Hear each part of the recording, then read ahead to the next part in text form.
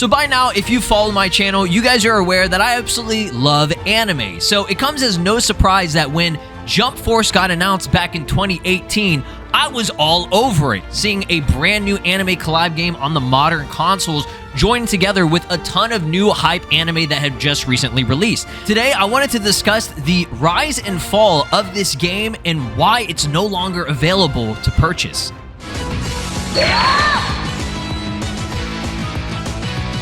Jump Force, truly the anime game of all time. Let's finally talk about this game after so many years of it being completely removed from the store. That's right, you cannot even purchase this game anymore unless you get a physical copy. We're gonna go over what happened to this game, what really happened, the truth behind its delisting, and just a discussion overall about one of my favorite anime collab games of all time. There aren't too many out there. There are a few of them, you know, some on like the Nintendo DS. There were a couple on the consoles like PS4, and now there hasn't been any new announcement for an anime game, and there are a lot of reasons for that. So let's get into this. You guys probably haven't even heard of Jump Force for probably a while. Like I said, it ended support in 2022. It was officially cut and gone, and it's kind of a sad story overall, but it's inevitable for these anime games. And like I said, we're going to be jumping straight on into it now.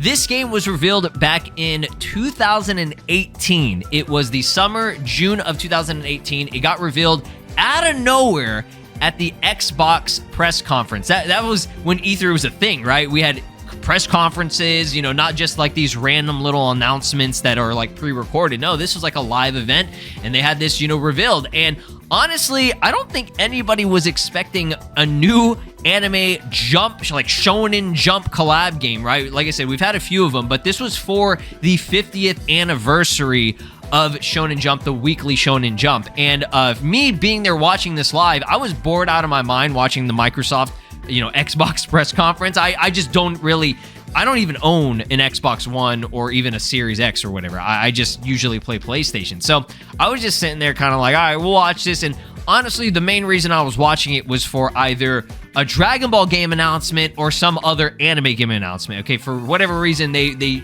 chose Xbox to showcase it, likely because I think Xbox was first before PlayStation. And you could go through a lot of the reactions. It had very, very positive, high reception. I think everyone and their mom who enjoys anime or looks forward to anime video games, they were on fucking board for this, okay? The teaser trailer showed Luffy, Goku, Naruto. Everybody was like, what the hell is this, bro? Like, we knew this was some type of new anime collab, but seeing them fight in like an actual real life city was kind of crazy looking, dude. Like, just like the whole concept of your favorite anime characters, anime protagonists, you know, teaming up or even fighting together was always going to be something that you knew was going to pop off, right? Everybody was on board for it. So the fact that this game got announced that long ago, and not even that, it was only a few months after, I mean, it was like 5 months after the release of Dragon Ball FighterZ, which released in January of that same year in 2018. So we were already kind of like hot on some, like, you know,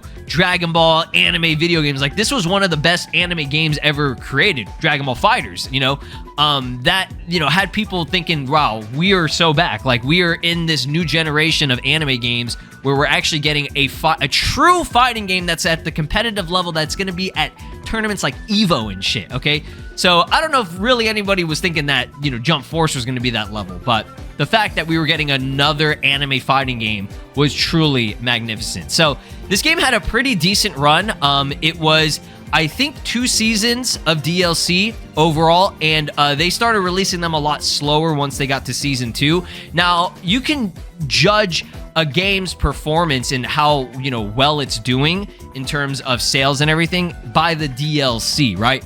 If they're going to be making more DLC after the initial first, you know, line or wave of DLC, it being season 1 that was, you know, part of the season pass, if they make another one after that, it's obvious that the game was doing pretty well, and the game did well. A lot of people think that the reason why this game got delisted or, was removed from the stores was because it was poor. Even on the, Wikipedia, it was like, oh, due to poor sales. That is one of the biggest crocs of shit I've ever seen. Like, you can see the numbers, like the actual numbers. I think it sold over like 5 million copies worldwide, which is fucking amazing for an anime game, right? Anime games don't usually, they don't get to like the level of something like, Call of Duty, right? Call of Duty always is going to sell like up the ass, right? But a game like this, anime games, there's a very like small, not small, but like a smaller community of fans that are very dedicated to playing literally every anime game. Me included in that. If the new anime game gets announced, I'm definitely going to be on board trying it out. So the overall roster, I think the base roster had like 40 characters, which again, you're not going to get anything like Sparking Zero, right? But 40 characters, and it had a pretty good selection of, like range of different anime series. You had JoJo's Bizarre Adventure, you had Dragon Ball, Naruto, One Piece, Yu-Gi-Oh! And shit. We had at least a Black Clover character, it being Asta. They added in some My Hero Academia. We had Hunter x Hunter. Man, there were so many series, It was packed full of characters overall, Yu Yu Hakusho and shit. So if you actually go on the store, for example, and this is crazy because the reason I'm mainly doing this video is because I was like thinking about this game, and I noticed I never had the Season 2 DLC pack purchased, okay, which I believe had like 4 or 5 characters in it. I had the full Season 1, I had the like Deluxe edition, which came with the Season 1 and everything. So I was like, oh yeah, let me go buy this. I completely forgot they fucking delisted it. You cannot even buy the game digitally, okay? You can buy a physical copy of this game, like on Amazon or from your local retailer or whatever, if they have any available. But I don't even think they make copies of this anymore. I think it's over and done. So if you own like a physical copy, that's the only way of getting this game, right? Or if you already own a digital version, okay? If you've owned the digital version, you've, uninstalled it, you can still reinstall it, but you cannot buy a fresh new version that is digital of this game or any of the DLC. Completely made unavailable for all of the DLC, not just Season 1, but Season 2 as well, okay? There were 14 characters, so that brings it up to what? Like 54, and then there was 3 free update characters, which I don't know if you would be able to download those still. I would assume you would, just because they're free update, which I think was Kane, Galena, and Prometheus, which were, boss characters that were hidden in the game's files that you couldn't get, but they eventually added them. So 57 characters total for this roster is, again, I think it's pretty decent for an anime collab game. Again, you're not going to get anything like Sparking Zero. Sparking Zero is like, or like Dragon Ball games are kind of like the exception for roster, okay? They always have like the biggest rosters. Same thing with like Naruto Storm. Those games are going to be massive and gargantuan, right? But yeah, the overall DLC selection was honestly pretty good. Some of the characters, like Fat Boo being a DLC character, I feel like it should have been either Super Boo or Kid Boo. That would have been a lot more, hype. But I guess I understand why they go for, Fat Boo, just because he was the first Boo introduced. We already had Cell and Frieza as, base roster characters and stuff. But having characters like Madara and Bakugo, as well as like Grimmjow, right? Grimmjow is a huge, like, major popular Bleach character, okay? They had Law from fucking One Piece. Biscuit Kruger, which was hilarious. They added her in there. I'm surprised Kaiba wasn't in the base game. I think Yu-Gi-Oh! Yugi was the only character that was part of the base roster for the Yu-Gi-Oh! Representation, right? Of course, you had to have All Might. You had to have Giorno, right? At the time, Giorno was the fucking, like, most recent popular JoJo. So he was actually the last final character, and probably, I would say, the most well-received and the most hype. Everybody hyped him up just because, he was the last DLC, right? But, Meruem, they had Todoroki, Hiei. I was really happy they finally added him. He was in the J-Stars game, which was the previous title to this for the, I think, 45th anniversary, which that game is also delisted as well. You can notice a pattern here, okay? Why are these anime games getting delisted? And Yoruichi, of course, the GOAT. So, let's talk about the delisting and the reason for it, right? Our sincere thanks goes out to all the Jump Force players and fans for their support, but with all good things, they must come to an end. Well, not all good things, it was mainly this one. And it's funny, they never specified why this was the case. And I mean, I guess I understand why, but, you know, it's Bandai, right? This is the official page. So you could purchase it digitally through the Americas, okay, and I guess probably worldwide and everything as well, until the ending of it on February 7th, 2022 at 5 p.m. PST, okay? So they kind of showed you the time zones and everything, what's no longer going to be available. They posted a full thing. They called it the Jump Force sunsetting announcement. And everybody who saw sunsetting, they're like, oh, it's getting closed because it was fucking ass and it sold like shit, right? And yes, I understand a lot of people did not like this game for how it played, how it looked, right? The story mode was jank. You know, some of the gameplay was janked. And it's funny, this was developed by Spike Chunsoft, who also developed games like One Punch Man, Hero Nobody Knows or whatever, which was also, in a sense, people what they call it a flop. I don't know about the One Punch Man game. I don't know the sales on that one. That might have actually been a flop, but this game was not a flop, right? And then, of course, Sparking Zero. Spike Chunsoft is not doing too well. Their track record is getting pretty bad. And again, me personally, I like games like Jump Force. I like games like Sparking Zero. I think they're very fun. I think they did what they were aiming to do for these games, right? Just make a fun game for people. But the problem is people take it to a competitive level. People take it to we got to balance it. We got to patch it. We got to make sure it's perfect. It's immaculate. It's got to have all these other features. And Jump Force was pretty massive. It had a whole ass customization, character avatars. You can make your own anime character. And they had a lot of features. Let's be real. Now, I do feel like if they didn't add that in, maybe the overall basis foundation of the game would have been a lot more refined and polished, because a CAC system, as you guys know from Xenoverse and stuff, it really puts a strain on the devs. They got to do a lot of fucking work, extra work for an entire avatar system, right? But moving forward here, this completely ended back in 2022, early 2022. The PlayStation 4, the Xbox One, and PC versions, the Switch version of the Deluxe Edition, and all the DLC, dude. I even reached out to an official Bandai Namco, social media, support team rep, to see if there was any way that I could actually get access to these DLC characters. And even they told me, unfortunately, it is not possible. It is so sad, dude. My ass will never be able to have the fucking Season 2 pass. I will never get Yoruichi's thick cheeks on my fucking game, dog. No, it's my fault. It's my fault. I shouldn't have focused on the PC version so much, and I should have went back and actually purchased all the shit before it ended. I just completely forgot about it. I got so busy at a point where, shit happens, you just forget. And of course, years later, almost 3 years later, I decide, I need to get the DLC. It's my fault. It's honestly my fault. But it is sad that this was completely removed. So you can't do anything. Any online functionality, it's all gone, right? You can still play the base foundation of the game offline, no problem, but you can't do anything else, right? If you did purchase the game and the DLC before the sales ended for this and it completely got delisted, you could still use it. You could even re-download everything if you uninstalled the game or you had your shit transferred. You had to have made sure it was, kind of, stuck with your account, right? It had to have been on your PlayStation account or whatever account you had. So that's the situation with that, okay? So again, people say that this game sold poorly. You could go look it up. You could search up, why is Jump Force delisted? And one of the first things that comes up, it says, due to poor sales.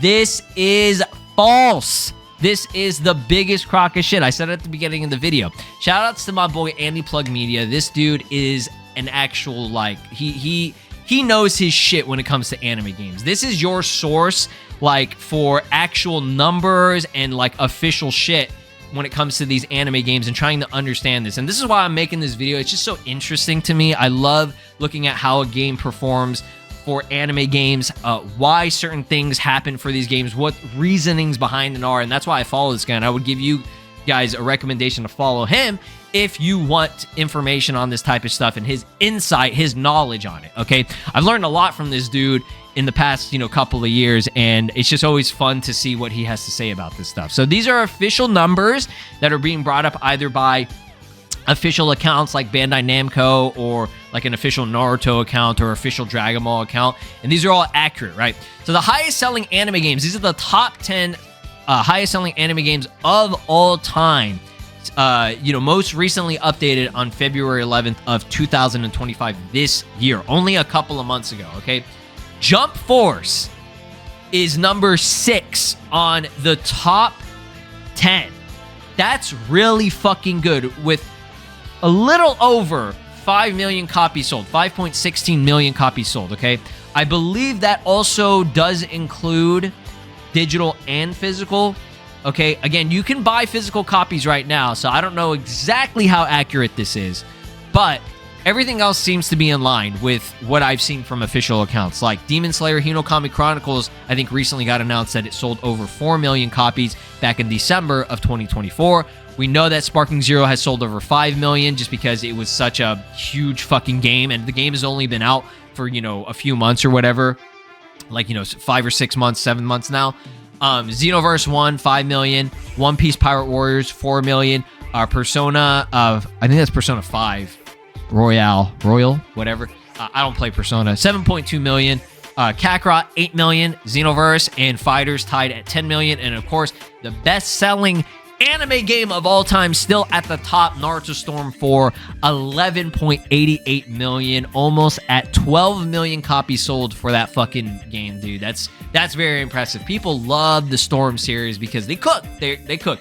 Storm Connections is an exception. We're not going to talk about Storm Connections. That's not even on here. I don't think Storm Connections even sold like 20K like the first day. I think that fucking Spy Family Anya game or whatever, that shit sold more than Storm Connections on opening day, if I'm not mistaken. That shit is hilarious. So, no, Jump Force did not flop in terms of sales, okay? The only way you could say it technically flopped was, I guess, audience retention for it and just the player base. Eventually it goes down. All these games go down, right? All these anime games that you're seeing on here, they're like barely breaking 1,000 players, at least on Steam. And of course, there are probably like, tons of more players on console with these games, right? But anime games don't last very long. It's just a fact, right? Look at Bleach Rebirth of Souls that recently came out. It doesn't have that as many players as when it first launched. Sparking Zero had the biggest drop-offs in fucking anime game history, I think. Maybe it might have had one of the biggest drop-offs in video game history, if I'm not mistaken. Have 120K players on Steam dropping down to fucking like 10K within like a month is insane. But again, these all have like kind of a small active fan base because everybody likes anime at the end of the day. There are a lot of people who are dedicated. Now, the reason why this shit actually got delisted was due to licensing, okay? Shout outs again to Anti-Plug Media. This was a whole discussion going on about this between shout outs to Enigma Kage and Anti-Plug Media. Basically, to kind of summarize what we think happened was it was due to, because again, it's an anime collab game, right? So it would make sense that it's going to cost a lot of fucking money to constantly renew licenses for a lot of these franchises that are owned by a bunch of different big, companies. Let's use JoJo's Bizarre Adventure, for example. That's actually the license holder for that, the owner of that shit, like the main big head honcho owner for that is Warner Brothers, okay? Like they gotta, go through Warner Brothers and keep up with paying the license and shit to renew with Warner Brothers for that. Dragon Quest Dai, Square Enix is the license holder for, the Dragon Quest series overall, right? So they would have to, renew and, pay for that shit too. And then they would also have to pay for the Yu-Gi-Oh license and everything, which is Konami. Okay, Konami does all that. So like all these games have like a different license. There's also Viz Media and shit that they have to take in consideration. There are just too many companies out there. Like Shueisha overall owns all the manga shit, like in general, but there are other companies that are either joint or tied with these other series. And because there are like a million different series, like I said, you had JoJo's, you had Dragon Ball, Yu-Gi-Oh, fucking Yu Yu Hakusho, Naruto, Bleach. Like there's so many things that they have to keep up with. Eventually, it's just not worth it, right? If you're a publisher, you got to be smart about this, and you got to pick and choose your games that you want to support. And yes, it is you know, a fact that, like I said, the game fell off. So the core fan base of this series, eventually it's gonna diminish. And whenever you get to the second season of the DLC, at least for, I mean, I think the situation with this is when they got to that second season, they were probably like, okay, we're starting to see a decrease in players, okay? It's like really starting to hit. Okay, we'll get this second DLC out because we can make a little bit more money and maybe the investment would be worth it, okay? Keeping up with paying for all these licenses while they release DLC and collect a bunch of other money, right? So input, output, right? Everything was good and they were probably still making a lot of money, but they were like, after this, we got to pull the plug on it because we know that the players are going to keep decreasing over time.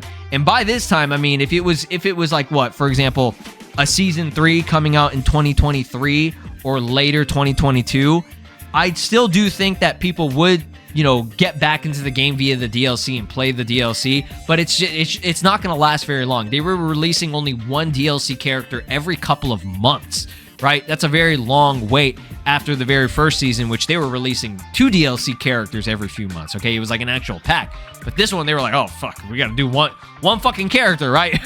We can't be doing that. And like I said, they only had like 5 characters for that. It was like Todoroki, Kie, Meruem, I think Yoruichi, and then the last character was Giorno, right?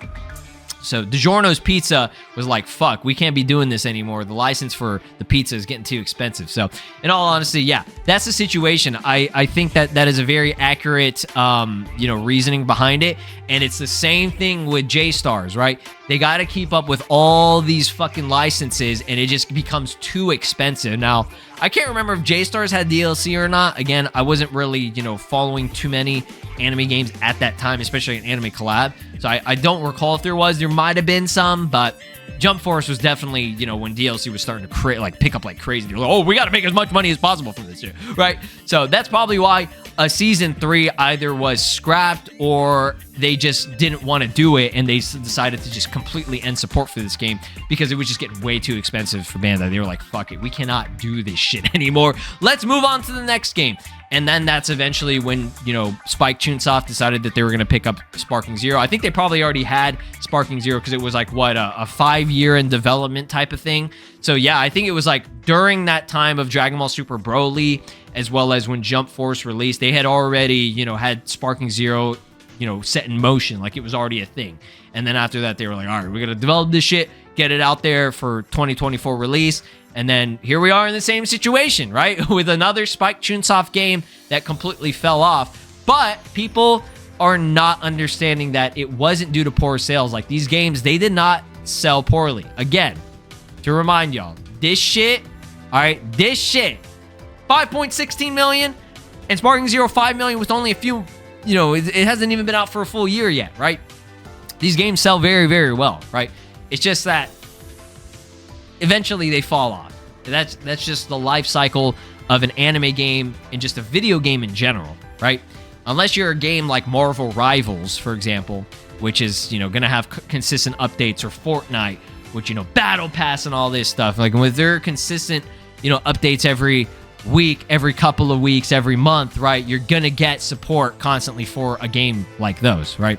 But unfortunately, that's just the life cycle of it. It's a pretty sad story, in my opinion, but understandable. Like I said, it was inevitable. If we ever get a new anime collab game, you can bet your ass the same situation is going to happen. It's going to get probably a few DLCs after it releases, and then they got to cut the plug, you know, pull the plug on it because we know that people are going to start falling off the game. Unless the anime game is like fucking Fortnite, for example. Okay, if they make an anime collab game that's like Fortnite, not exactly, but you know, the idea, the concept of it, oh, it's going to have like a battle pass and we're going to keep having support for it, and they end up making a lot of fucking money for it, maybe there is a chance that they could, you know, invest in it. But obviously, like I said, these like Konami and Warner Brothers, like that shit's going to get so expensive. I don't even think it would be worth it at that point. So it's totally understandable why Bandai was just like, fuck this. We got to get the hell out of here, right? And we got to make some more money from Dragon Ball Legends and Dokkan Battle because that shit is easy, right? That's some easy money for them, right? But no, in all seriousness, I really, really wanted to talk about this game again. I definitely want to do another video of playing this game again because it's been too long for me, especially since I do have all the DLC on my PC version, just not the console version.